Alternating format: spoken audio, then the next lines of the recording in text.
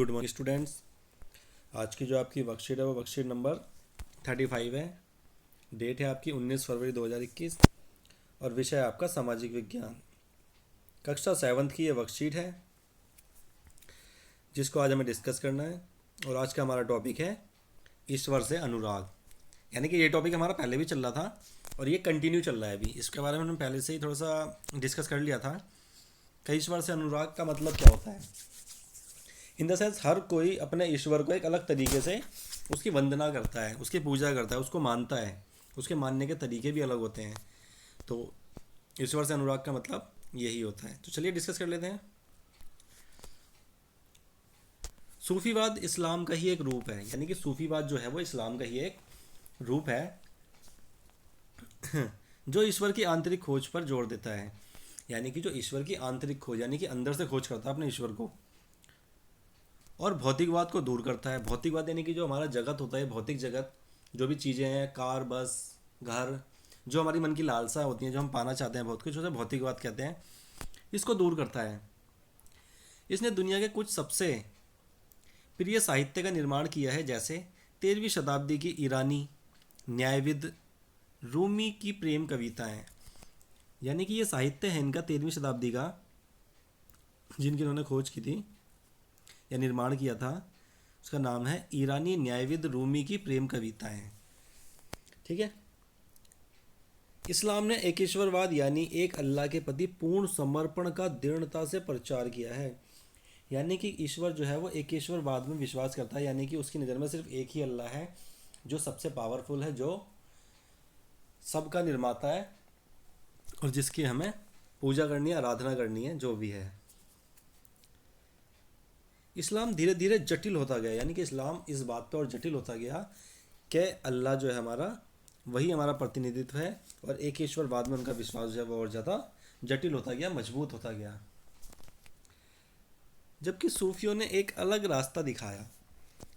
सूफी जो थे वो लोग एक अलग ही रास्ता दिखा रहे थे, जिसने ईश्वर के प्रति व्यक्तिगत समर्पण बल बढ़ दिया। यानी कि सूफियों का कहना था कि उन्होंने रास्ता दिखाया लोगों को आराधना करने का, ईश्वर की पूजा करने का, ईश्वर को मानने का।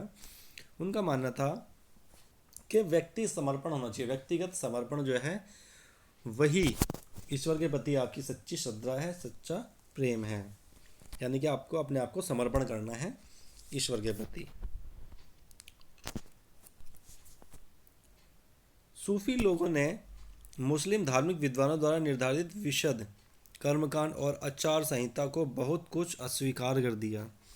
यानी कि सूफी जो थे वो मुसलमानों की तरह जो कुछ चीज़ें निर्धारित की गई थी, जैसे विशद कर्मकांड, आचार संहिता, ऐसी बहुत सारी चीज़ों को नकार दिया, इनकार कर दिया कि ये हम कुछ नहीं मानेंगे इन चीज़ों को, या इनको हमें नहीं मानना चाहिए। तो सूफियों ने मुस्लिम धार्मिक विद्वानों द्वारा निर्धारित कुछ चीज़ों को एकदम नकार दिया है, उनको अस्वीकार कर दिया है। वे ईश्वर के साथ ठीक उसी प्रकार जुड़े रहना चाहते थे जिस प्रकार एक प्रेमी दुनिया की परवाह किए बिना अपनी प्रेमिका के साथ जुड़े रहना चाहता है। यानी कि सूफी संतों का मानना था कि हमें अपने आप को ईश्वर के प्रति इतना मजबूत कर लेना है कि सिर्फ ईश्वर और हम, हमारे अलावा कोई भी तीसरा उसमें शामिल ना हो सके। जिस प्रकार एक प्रेमी अपनी प्रियतमा के साथ जुड़ा रहता है, यानी कि उसको उसके सिवा कुछ भी दिखाई नहीं देता है। सूफी संतों ने औलिया या पीर की देखरेख में जिक्र नाम का जाप करना, यानी कि जिक्र का नाम है नाम का जाप करना। यानी कि सूफी संतों ने औलिया या पीर की देखरेख में जिक्र का चिंतन, समा, गाना, रस्क, नृत्य, नीति, चर्चा, सांस पर नियंत्रण आदि के जरिए प्रशिक्षण की विस्तृत रीतियों का विकास किया। यानी कि संतों ने औलियाओं के देखरेख में बहुत सारे ऐसे काम करे, जैसे नाम का जाप करना, जिसको आप मानते हो अपने ईश्वर को, उसका जाप करना, उसका गाना गाना या उसके लिए नृत्य करना, अपनी सांस पर नियंत्रण करना। ऐसे बहुत सारे प्रशिक्षण दिए गए लोगों को।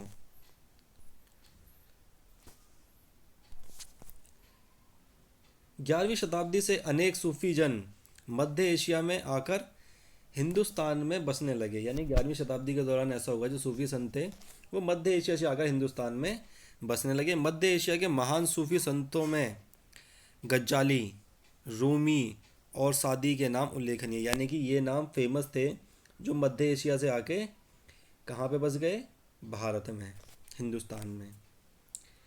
इसमें औलियाओं की एक लंबी परंपरा थी, जैसे अजमेर के ख्वाजा मोइनुद्दीन चिश्ती, दिल्ली के कुतुबुद्दीन बख्तियार काकी, पंजाब के बाबा फरीद, दिल्ली के ख्वाजा निजामुद्दीन औलिया और गुलबर्ग के बंदानवाज गिसुदराज।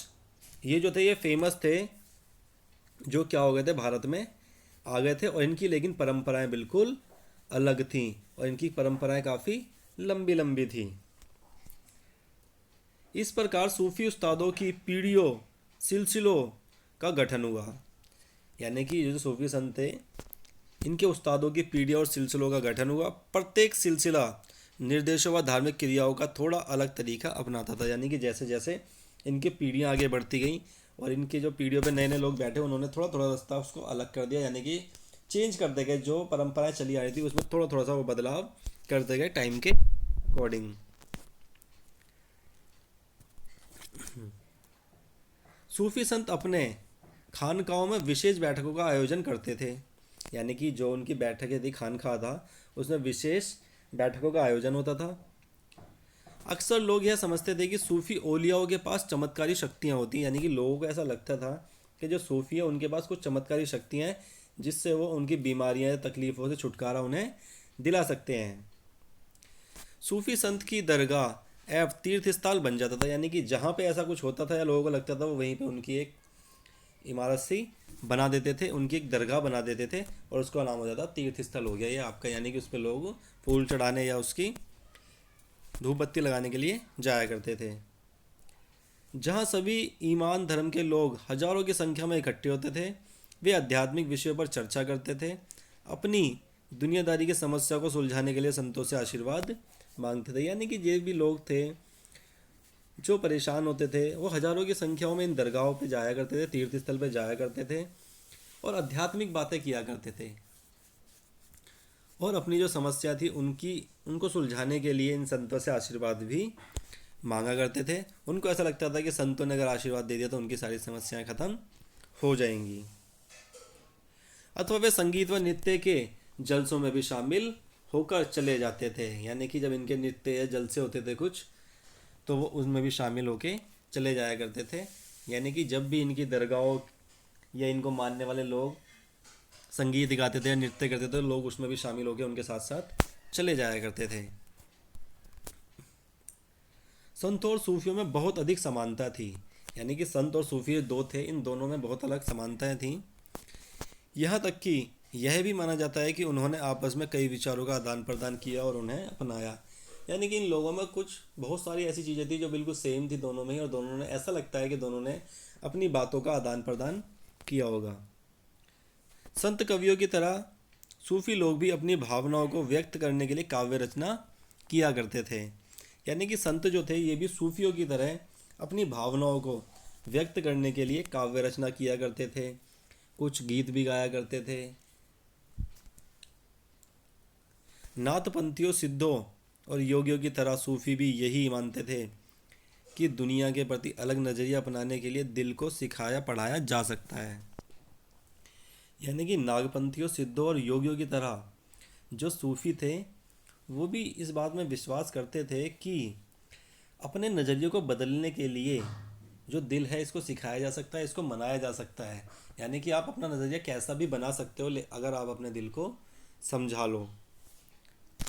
तो आज की वर्कशीट में इतना ही, आगे की वर्कशीट में नेक्स्ट डिस्कस करेंगे। आज के लिए इतना ही।